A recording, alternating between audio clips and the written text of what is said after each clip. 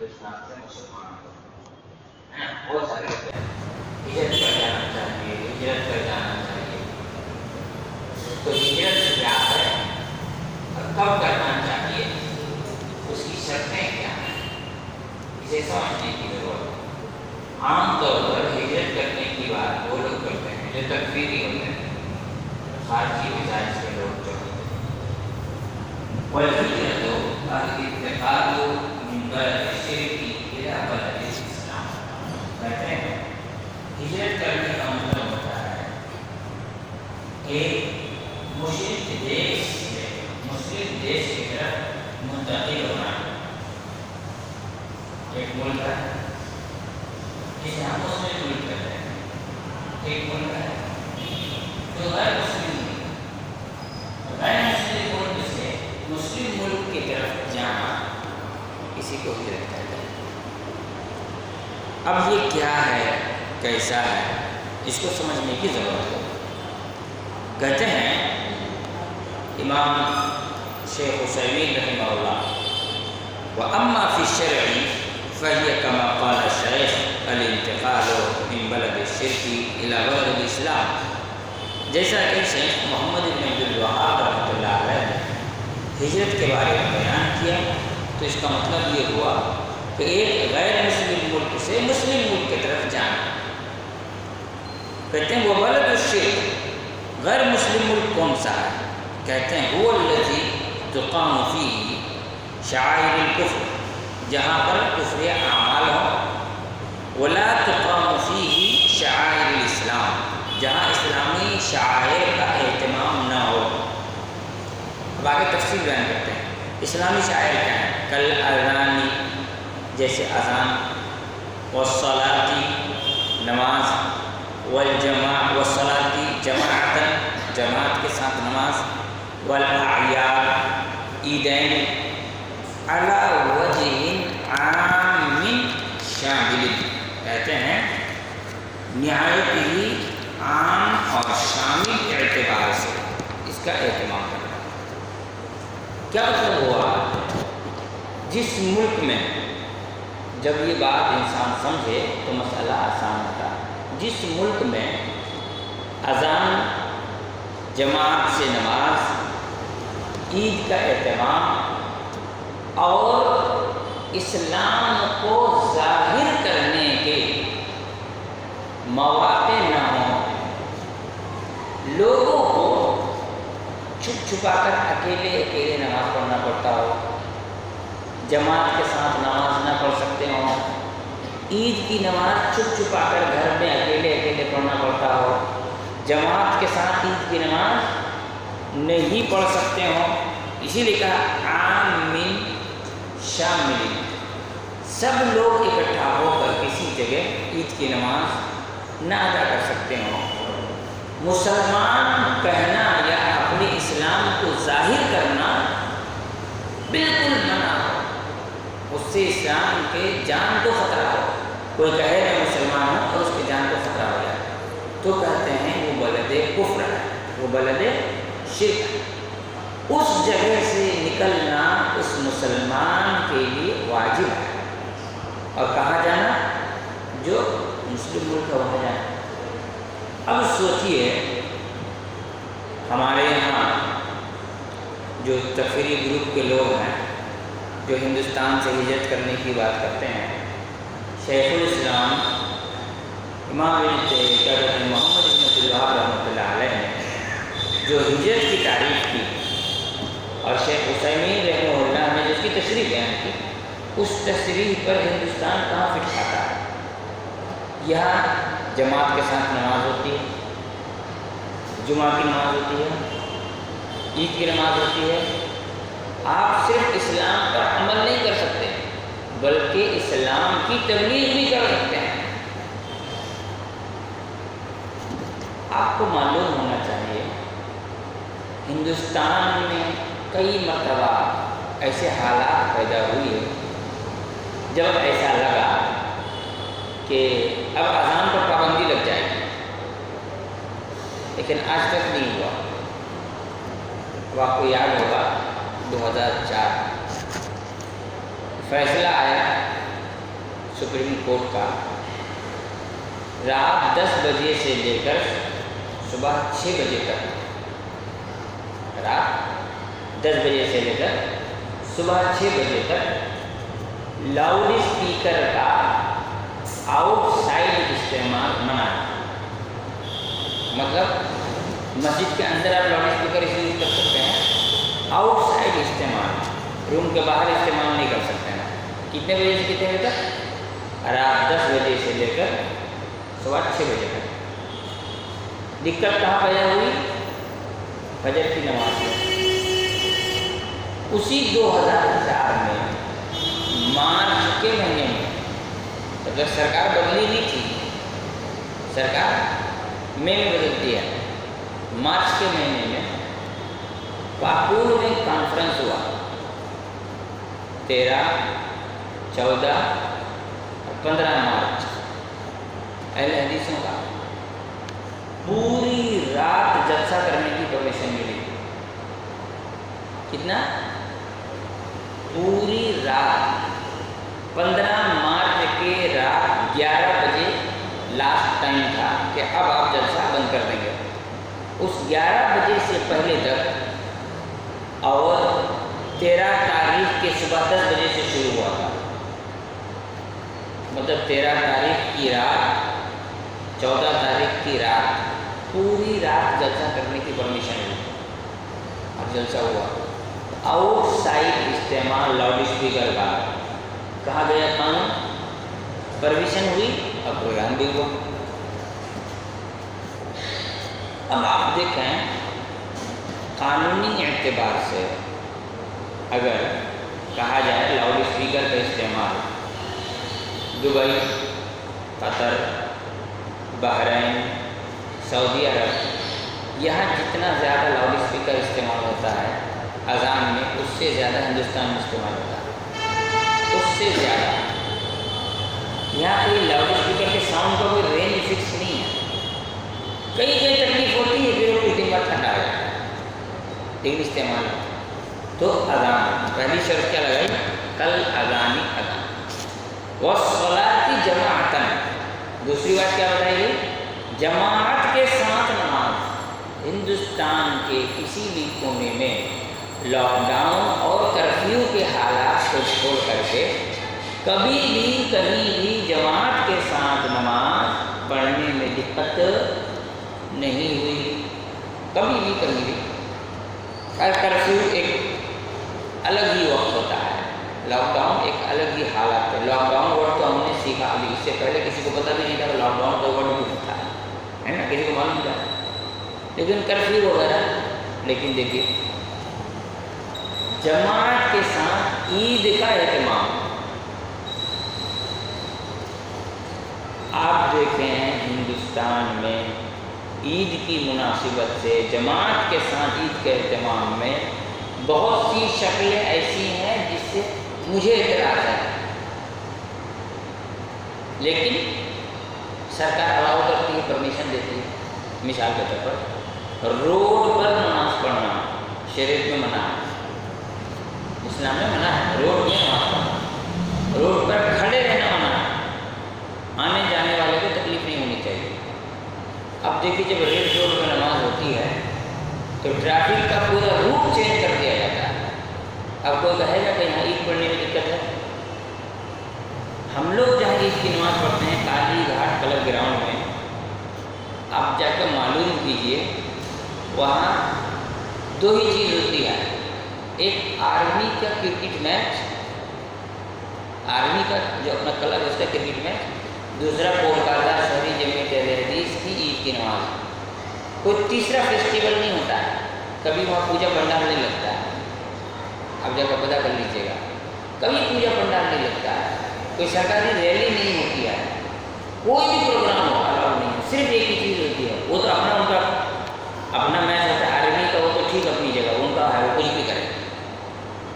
बाहर से कोई प्रोग्राम है तो सिर्फ एक है, वो कोलकाता शहरी जमीयत की ईद की नमाज। कोई दूसरी चीज़ वहाँ पर नहीं होती है। इज्तिमाइयत के साथ ईद की नमाज, आप देखिए कितनी जगह मस्जिदों में नमाज होती है, मस्जिद भर जाती है तो लोग रोड पे आ जाते हैं। कहीं कहीं तो इतना गलत त्रिमूर्ति पेट्रोल पंप है, उसके बाद एक क्रॉस है, उसके बाद से लेके सिराज होटल है, बीच का जो रोड है, और देखो लोग नमाज पढ़े, इमाम का है, बोले इमाम पीछे है, उनकी नमाज ही नहीं होगी। इमाम मस्जिद में है, इमाम पीछे है, तो लोग पीछे ना सब लगाओगे। मस्जिद इमाम से पश्चिम साइड में कौन सब लगाता है? लोगों ने सब लगाकर नमाज पढ़ी और मेन रोड ब्लॉक भी किया। रिपुन स्ट्रीट के पास यहाँ पे आप चले जाएं, मस्जिद है, मस्जिद के बाहर लोग रोड में नमाज पढ़ते हैं, ब्लॉक करते हैं। आपके ईद की मुनासिबत से कितनी मिसालें लेंगे, इज्तिमाइयत के साथ पूरे धूमधाम से, जो शरीयत में धूमधाम नहीं है, उस पूरे धूमधाम से आप ईद का एहतमाम करते हैं। 3 बातें बताई, अजान, जमात के साथ नमाज और ईद का एहतमाम। किस एतबार से? अला वजहिन आमिन, खुले तौर पर, और शामिल, तमाम लोग इकट्ठा होकर मिल कर ये सारी शर्तें पाई जाती हैं और इस तरह से इबादत होती है। इस एतबार से जब देखा जाए तो शेख हुसैनी रहमहुल्लाह का जो फतवा है वो यह है कि जिस मुल्क में इस तरह से इबादत की गुंजाइश हो, उस मुल्क से हिजरत करने की कोई ज़रूरत नहीं है। दूसरी बात, कहा गया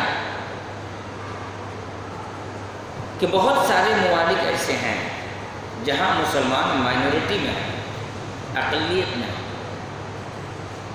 और उनको अपने इस्लाम का ज़ाहिर करना मना है। तो ऐसी सूरत में उन पर हिजरत वाजिब है कि नहीं है? कहते हैं इसके लिए 2 शर्तें हैं।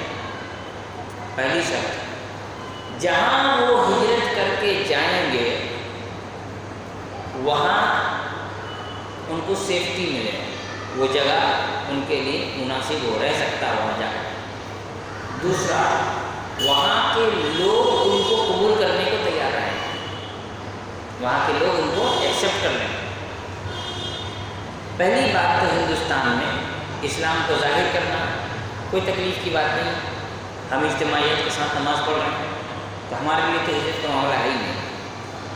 अगर कोई तीसरा मुल्क ऐसा है, जैसे चाइना के बाद इलाकों में अपने आप को मुसलमान कहना तकलीफ़ का ज़रिया बन जाता है, तो अब देखें वहाँ कहना यह है कि अगर ऐसा है तो जहाँ जाना चाहते हैं वहाँ उनको सेफ्टी मिले। अगर वहाँ सेफ्टी नहीं मिलता तो जाकर फ़ायदा। दूसरा, वहाँ के लोग उनको एक्सेप्ट करें, कबूल करें, हाँ ठीक है आओ। अब देखिए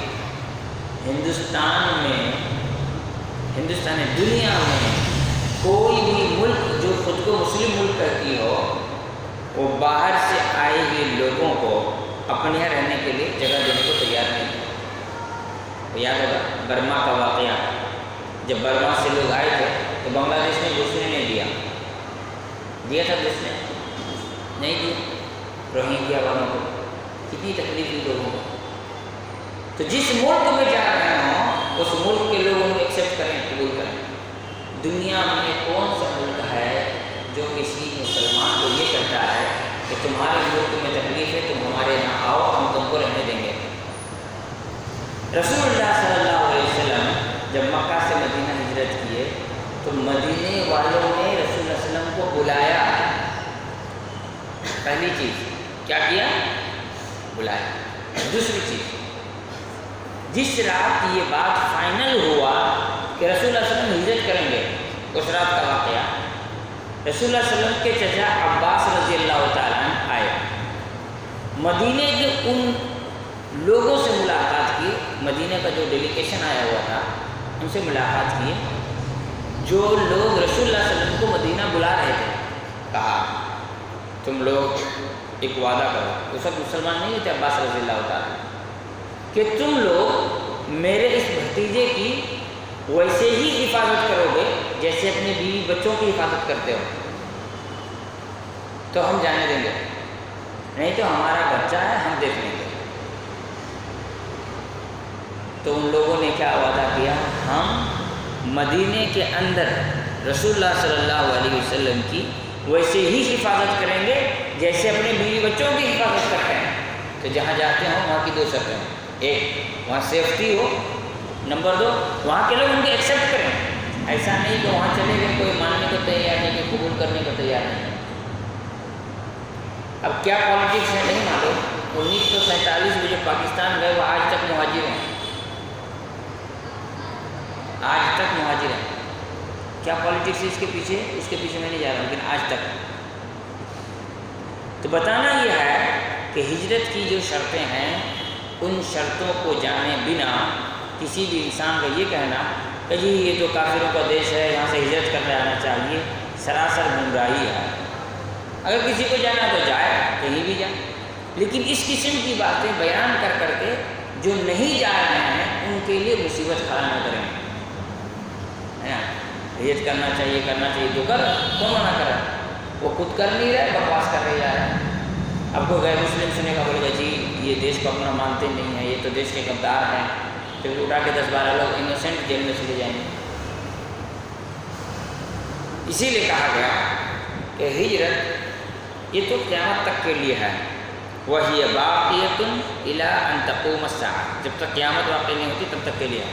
لیکن اس کے لیے شرط ہے۔ شرط کیا بتائی گئی؟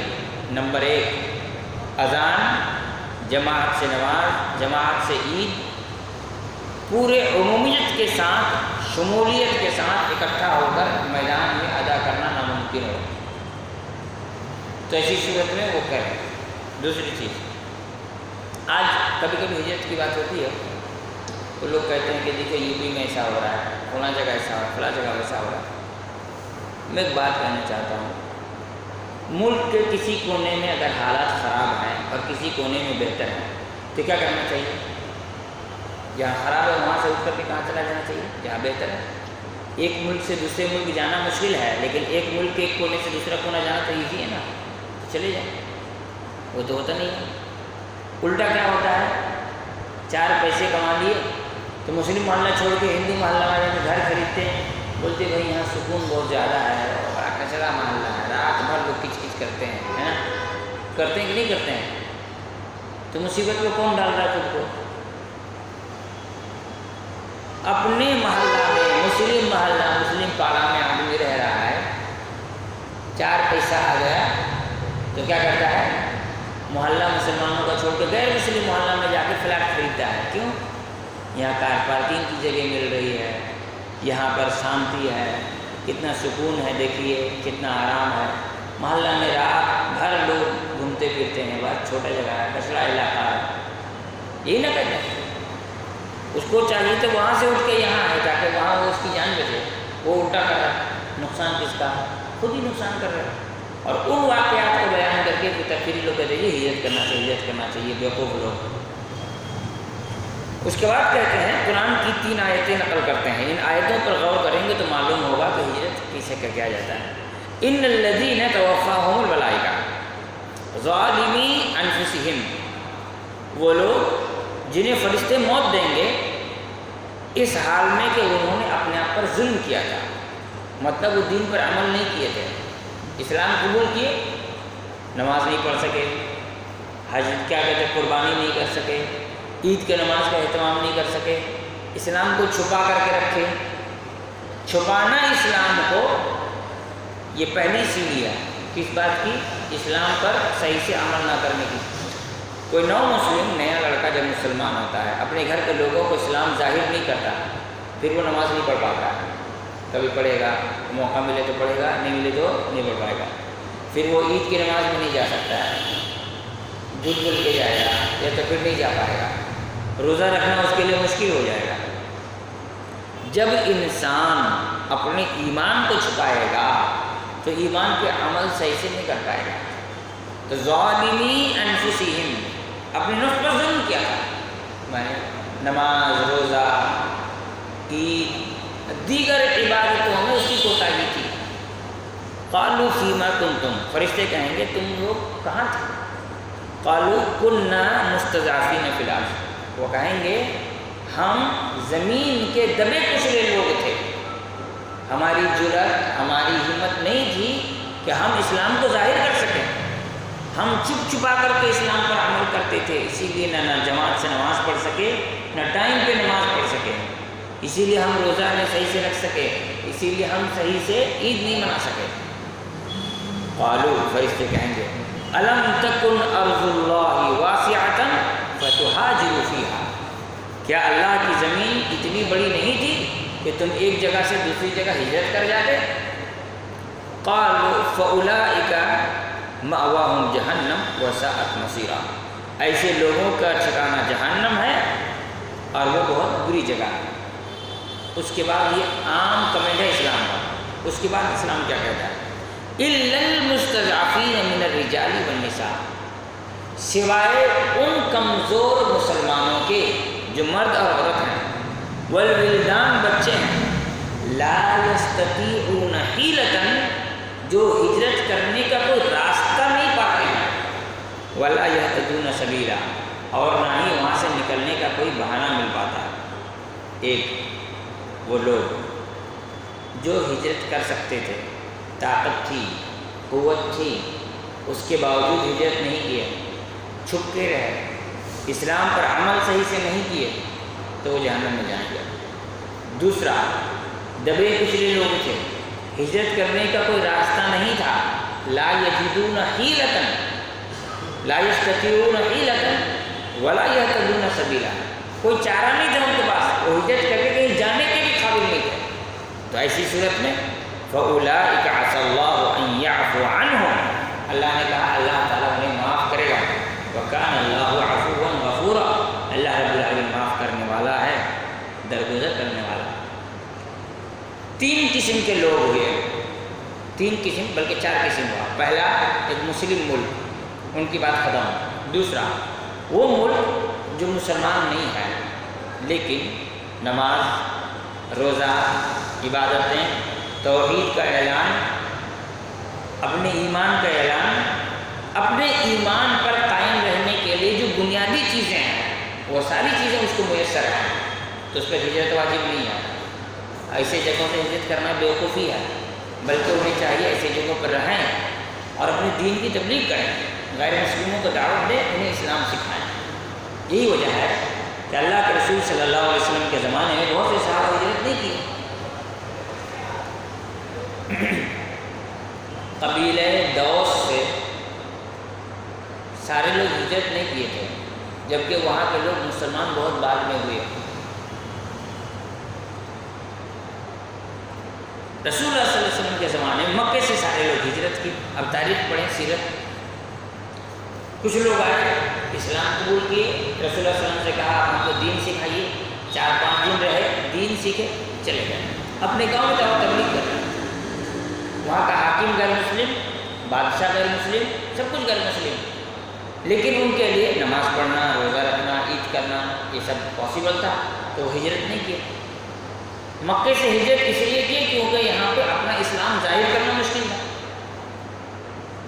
معلوم یہ ہوا کہ آدمی اگر ایسے ملک میں رہتا ہے جہاں اسلام پر عمل کرنا آسان ہے، جان کو خطرہ نہیں ہے، اسلام کو ظاہر کر سکتا ہے، اذان دے سکتا ہے، عید کی نماز سارے لوگ اکٹھا ہو کر ادا کر سکتے ہیں، جماعت سے 5 وقت کی نمازیں پڑھ سکتے ہیں، تو ان کو ہجرت کرنے کی ضرورت نہیں ہے۔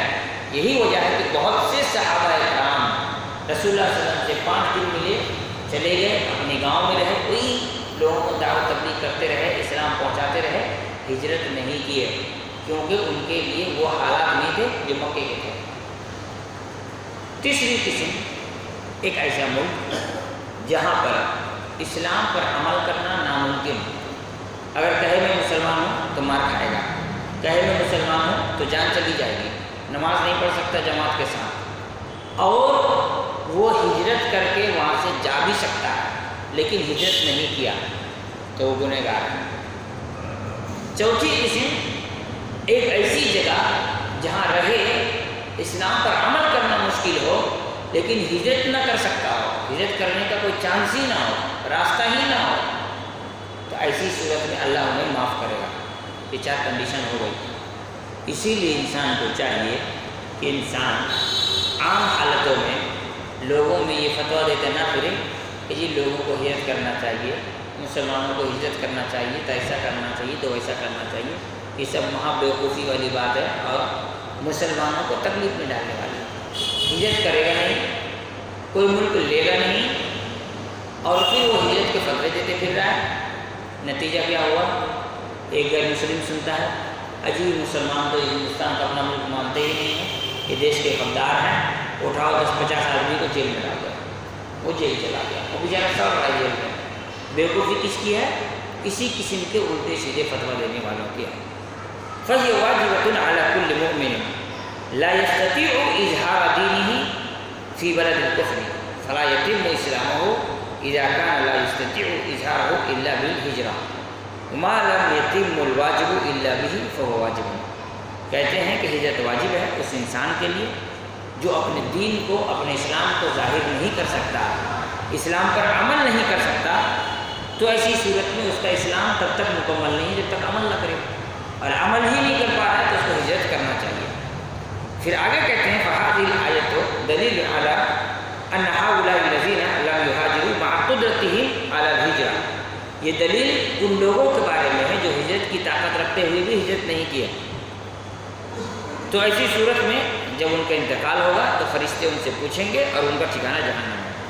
اما العاجزون عن الہجرہ، رہا وہ لوگ جو ہجرت کرنے کی طاقت نہیں رکھتے ہیں، من المستضعفین، بڑے کمزور ہیں، کوئی چارہ نہیں ان کے پاس، کوئی راستہ نہیں ہے، فقد عفا اللہ عنہم، تو اللہ تعالیٰ ان کو معاف کرے گا، لعجزہم عن الہجرہ، کیونکہ وہ ہجرت سے عاجز تھے، ولا یکلف اللہ نفسا الا وسعہا، کیونکہ اللہ تعالیٰ کسی بھی نفس کو اس کے طاقت سے زیادہ بوجھ نہیں ڈالتا۔ تو یہ آج کی تاریخ میں دنیا میں گنے چنے ممالک ہوں گے جہاں پر لوگوں کا اپنے اسلام کو ظاہر کرنا مشکل ہے، گنے چنے 2-4 ملک ہوں گے، اور جو 2-4 ملک ہیں وہاں کے لوگ اگر ہجرت کرنا چاہیں تو ایسی صورت میں مسلم ممالک کو اسے قبول بھی کرنا چاہیے۔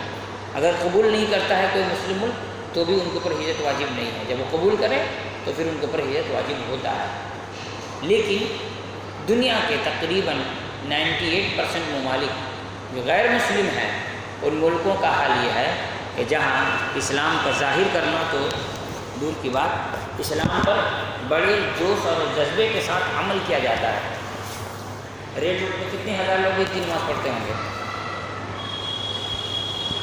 کم سے کم 10,000 ہے نا؟